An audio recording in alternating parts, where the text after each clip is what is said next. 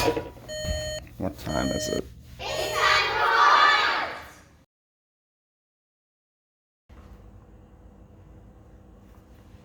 Second and third grade. Second and third grade. Welcome back. In the last video, we finished our cornucopia. It was a Thanksgiving decoration picture. We talked about how artists use food and flowers in their still lives, and we made a still life. We didn't do it exactly like an artist would by copying it. We just kind of made one up from our imagination. But the important thing was that the fruits and vegetables slightly overlapped each other. What we are going to do next is we are going to stick with this still life theme, and we're also going to stick with the holiday theme. What you are going to do for the next 3 weeks is make a holiday feast still life. The first thing I want you to do for your holiday feast still life is draw a picture of your family. This picture will be hanging up in the background of your still life. It's important because it kind of shows the viewer who will be partaking in this meal. It lets the viewer know who's important to the artist. It lets the viewer know who is celebrating this meal. I'm going to give everyone a brown and manila rectangle. This will be the picture frame. The brown paper will be the picture frame and the manila will be the picture. What I want you to do right now in your head is think about how many people live in your house or how many people you want to draw in your family. That's entirely up to you. Everybody's getting the same directions, but everybody's family is different.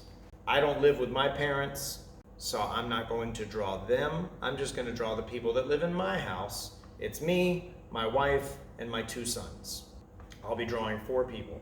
If you've ever taken a family picture, we always put the small people up front so they don't get covered by the big people. So that's how I want to draw this. The first thing I'm going to do is I'm going to draw 4 ovals for the heads. And I want to put them in height order. So the tallest head would be me, because I'm the tallest one in my household. You know what, my wife and my high school son are tied. And then the shortest head, the smallest head, the head lowest on the paper, will be my middle school age son. Once I draw those, I'm going to draw the smallest person first. So I'm going to go ahead and draw him, and behind him would be my wife, and next to my wife would be my tall high school age son, and in the very back, the tallest person would be me. I'm not going to draw a ton of details on these people. I'm just going to draw pretty basic faces, pretty basic clothes. But what I want you to do when you're done, don't turn this into me without a background. All I'm going to do is draw an exterior picture. We are outside. There is a horizon line extending behind my youngest son. It looks like it's coming out of my oldest son. It goes to the edge. Above the horizon line, I will draw a tree next to my youngest son and a bush. Next to my oldest son, I will draw another bush above the horizon line. In the sky, I will draw a sun. If your picture happens to be indoors, maybe you could draw some indoor things like a window or a lamp.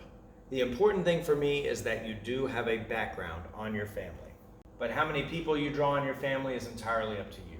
I'm going to color in my trees. I'm going to color in my background first.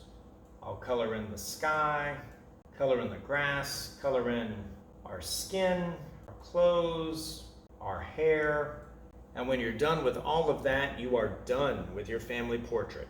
We've got a new thing to draw next week, so here come the pro tips. Okay guys, last week's pro tip was to make sure that your transparency paper is computer printer safe or Xerox copier safe. Today's pro tip is to actually make sure that you have the right supplies.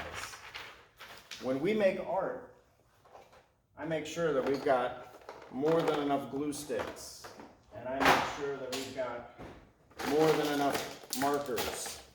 I want to make sure that I've got more than enough of everything that I need. So, follow me real quick.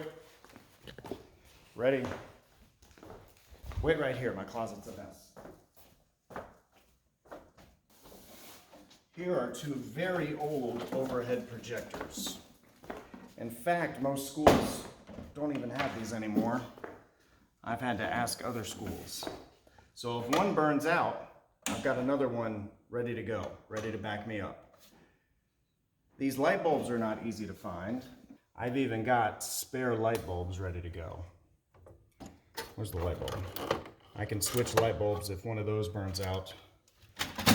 So my pro tip to you this week is make sure you've got plenty of what you will need to make whatever it is you're gonna make. Okay, bye. Bonus points! Second and third grade, welcome back. Today's bonus point, we drew a family portrait today, which will be in the background of our next still life. We're going to make a holiday feast. Don't ask me which holiday, it's up to you. For your bonus point, tell me how many pets you have. Could be none, could be 10, I don't know. Let me know. Get back to me. Talk to you next time. Bye.